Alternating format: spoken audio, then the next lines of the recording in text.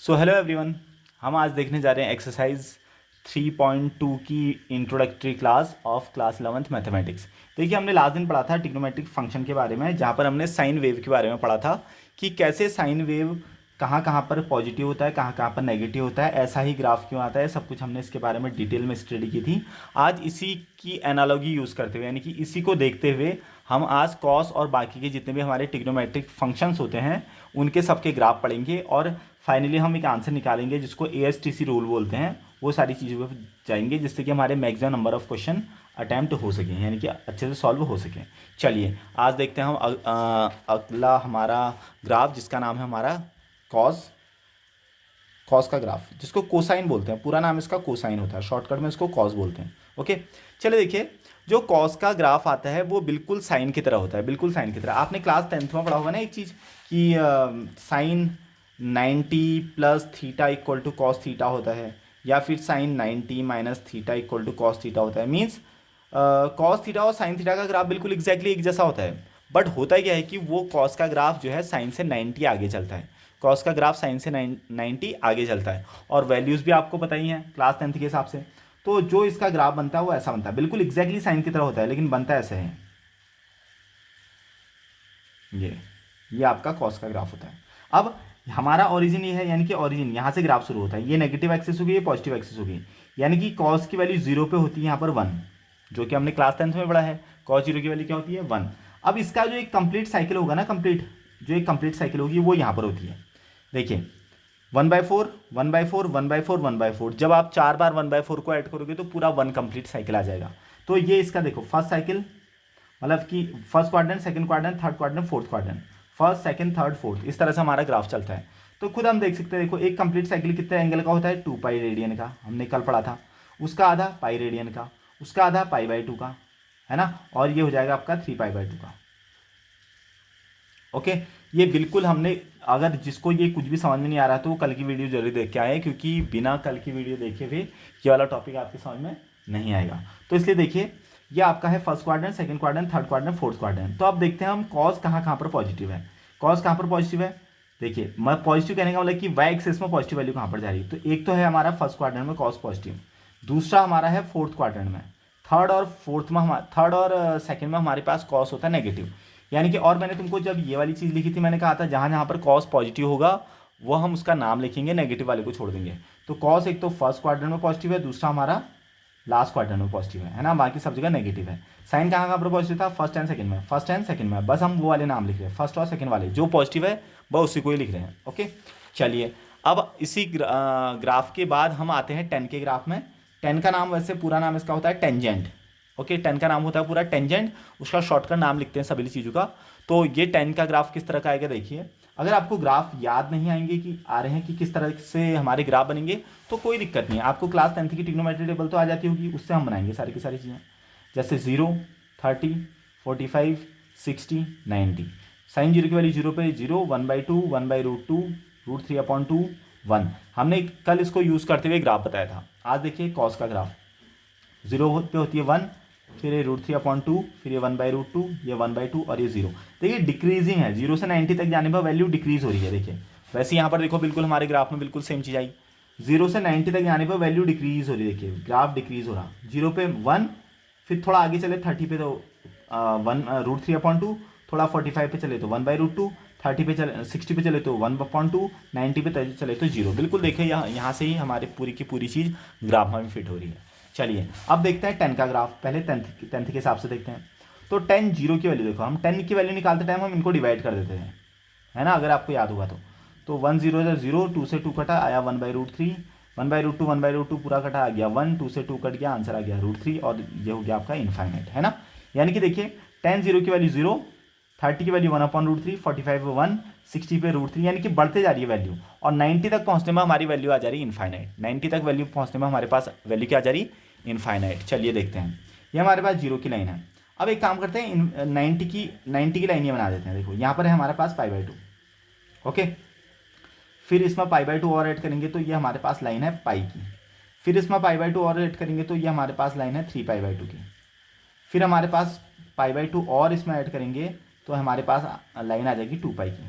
Same इस side को भी होगा, ये नेगेटिव पाई/2, ये माइनस का π/2। ओके, फिर आगे हमारे पास आ जाएगा पाई, फिर हमारे पास आ जाएगा 3π/2 और फिर ये फाइनली आ जाएगा हमारे पास 2π। ओके, चलिए अब क्लास 10th को यूज़ करते हुए यहाँ पर आंसर निकालते हैं। 10 जीरो की वैल्यू 0 पे 0 आ गई, 10 जीरो की वैल्यू 0 पे 0 आ गई। फिर जैसे हम आगे को बढ़ेंगे 90 तक, आगे 90 तक बढ़ेंगे तो हमारा ग्राफ धीरे धीरे धीरे वैल्यू इंक्रीज होती जा रही है और 90 पे बिल्कुल कहाँ पहुँच जा रही है, इनफाइनाइट। यानी कि ये वाली लाइन और ये वाली लाइन कभी मिलेंगी नहीं। ओके, ये कहाँ टच करेंगी, इन्फिनिटी पे। देखिए 0 से 30 पे गया, 30 पे मेरे पास आंसर कितना है 1/√3 यानी कि 1/1.71, ठीक है, जो कि 1 से छोटी वैल्यू होती है। फिर उसके आगे 1 यानी कि 45 पे हमारे पास वैल्यू ये 1 मान लेते हैं, फिर 60 पे वैल्यू √3 मान लेते हैं 1.73 और 90 पे इनफाइनाइट चलेगा। बिल्कुल एग्जैक्टली अब ये वाला जो लाइन होगी ये नेगेटिव एक्सेस को, नेगेटिव वाले π/2 पे भी टच होती है, यानी कि नेगेटिव वाले π/2 तक भी जाती है। देखिए ये π/2 वाली लाइन को टच नहीं करेगा यहाँ पर, ये आप ध्यान रखिए, क्योंकि ये इन्फिनिटी पे टच करेगा, क्योंकि हमारी वैल्यू ही आ रही है इन्फिनिटी। तो हमारे पास 10 का ग्राफ भी ऐसा बन चुका है। एग्जैक्टली सिमिलरली यहाँ पर हमारे पास क्या होगा, इसका ये 10 के बहुत ही मल्टीपल ग्राफ आएंगे इस तरह से। ओके, ये यहाँ पर फिर से इस तरह के हमारे ग्राफ आएंगे, ठीक है। ये फिर आगे से यहाँ इस तरह से हमारे ग्राफ आएंगे, ये देखिए इस तरह से हमारे ग्राफ चलेंगे। तो ये होता है आपका पूरा का पूरा 10 का ग्राफ। ओके, चलिए अब देखते हैं। अब हमारा तो मेन ASTC वाला रूल है। तो देखो 0 से लेकर π/2 तक होता है फर्स्ट क्वाड्रेंट, π/2 से लेकर पाई तक होता है सेकंड क्वाड्रेंट, पाई से लेकर 3π/2 तक होता है थर्ड क्वाड्रेंट और 3π/2 से लेकर 2π तक होता है फोर्थ क्वाड्रेंट। तो हम खुद देख सकते हैं कहाँ कहाँ पर 10 पॉजिटिव है। ऊपर को वैल्यू कहाँ कहाँ आ रही, फर्स्ट क्वाड्रेंट और थर्ड क्वाड्रेंट में। देखो ऊपर की वैल्यू कहाँ कहाँ को आ रही, फर्स्ट क्वाड्रेंट और थर्ड क्वाड्रेंट में। नेगेटिव कहाँ कहाँ को आ रही है, सेकंड क्वाड्रेंट और फोर्थ क्वाड्रेंट में। यानी कि 10 पॉजिटिव है आपका third quadrant and first quadrant में। यानी कि फर्स्ट क्वाड्रेंट में 10 पॉजिटिव है और थर्ड क्वाड्रेंट में 10 पॉजिटिव है। बस आंसर आ गया हमारे पास। देखिए कितना बढ़िया सी चीज़ हुई है। देखो अब अगर मैं इसको पूरा यहाँ पर बनाऊँ कल की तरह, तो देखो क्या हो रहा। फिलहाल 3 ही चीज़ लेके चलते हैं, साइन कॉस टेन, बाकी की चीज़ों को अभी थोड़ी देर में डिस्कस करता हूँ। यानी कि पहले की मैंने कहा साइन कॉस और टेन, हमने 3 के 3 ग्राफ निकाल लिया। ओके, तो पहले वाले में साइन कॉस टेन सारे के सारे पॉजिटिव हैं तो इसको लिख देंगे ऑल पॉजिटिव, है ना। दूसरे वाले में कौन पॉजिटिव है, साइन पॉजिटिव है। तीसरे वाले में कौन पॉजिटिव है, टेन पॉजिटिव है। और चौथे वाले में कौन पॉजिटिव है, कॉस पॉजिटिव है। तो इसी से हमारा एक रूल निकल के आता है ASTC। ये आ गया हमारा ASTC का rule, after school to college all student of 10th class. कैसे भी याद रखो, ASTC करके याद रखो या कोई भी शॉर्टकट ट्रिक से याद रख लो, एक ही बात है, ठीक है। आफ्टर स्कूल टू कॉलेज या all student of 10th class, कुछ भी याद करो। आफ्टर स्कूल टू कॉलेज, कुछ भी याद रखो, ठीक है। तो ASTC वाला रूल कहाँ से निकल के आया, हमारे ग्राफ से ही निकल के आया। अब कुछ बच्चों का क्वेश्चन होगा कि सर ये तो 3 ही ट्रिग्नोमेट्रिक फंक्शन है, तो बाकी के ट्रिग्नोमेट्रिक फंक्शन कहाँ पर पॉजिटिव होंगे। तो उसका आंसर क्या, देखिए साइन का जो रेसिप्रोकल होता है वो होता है कॉसेक। साइन का रेसिप्रोकल होता है कॉसेक, यानी कि अगर यहाँ पर साइन पॉजिटिव है तो यहाँ पर कॉसेक भी पॉजिटिव होगा, जिसको लिखते नहीं है बट अंडरस्टूड होती है वो चीज़, ठीक है। यहाँ पर 10 पॉजिटिव है तो इसका रेसिप्रोकल कॉड भी पॉजिटिव है। यहाँ पर कॉस पॉजिटिव होता है, इसका रेसिप्रोकल सेक भी पॉजिटिव है। और यहाँ पर जो 3 थे उनके रेसिप्रोकल 3 के 3, यानी कि यहाँ पर 6 के 6 ट्रिग्नोमेट्रिक रेशियो पॉजिटिव होंगे। तो अगर मैं पूरा का पूरा लिखूँ तो यहाँ पर ऑल पॉजिटिव, यहाँ पर साइन और कॉसेक पॉजिटिव, यहाँ पर 10 और कॉड पॉजिटिव, यहाँ पर कॉस और सेक पॉजिटिव। ओके, इस तरह से हमारे पास ग्राफ होते हैं। अब कुछ स्टूडेंट का डाउट ये भी होगा कि सर अगर आपने 3 ग्राफ बताए तो बाकी के ग्राफ भी बता दीजिए, मदद हो जाएगी, है ना। तो देखिए ये सारी की सारी चीज़ें आप एनालॉजी से निकाल सकते हैं। जैसे आपके पास क्लास 10 का ग्राफ आ गया तो बिल्कुल एग्जैक्टली कॉस का ग्राफ भी होगा, बस थोड़ा सा चेंज करना पड़ेगा उसमें। आप एक बार NCERT में देखेंगे तो आपको बहुत अच्छे से समझ में आ जाएगा। ये हमारे पास ऑरिजिन है, मेन ऑरिजिन। फिर ये आ गया हमारे पास π/2, ये आ गया पाई, ये आ गया 3π/2 और ये आ गया हमारे पास उसका आगे 2π। ओके, तो इसका ग्राफ जो होता है वो ग्राफ इसका इस तरह से चलता है। ये है आपका कॉट का ग्राफ, तो कॉट का ग्राफ इस तरह से चलेगा।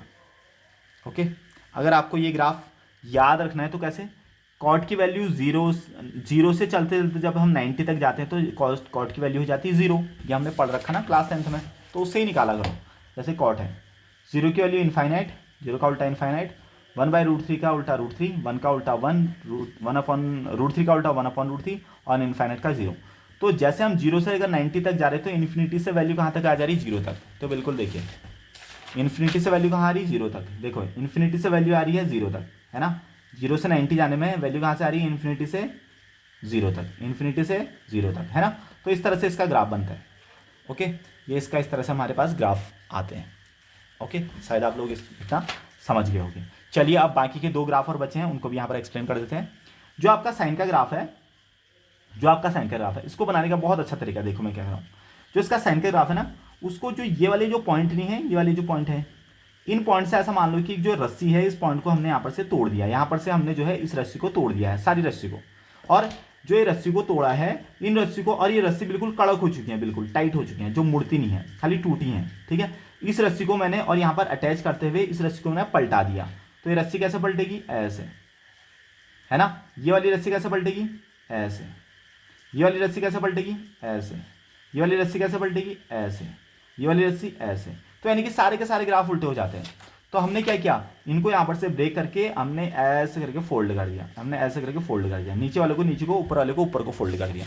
तो हमारे पास जो ग्राफ बन जाते हैं वो इस तरह का बन जाता है। देखो हमारे पास साइन का ग्राफ कैसा आ जाएगा, ये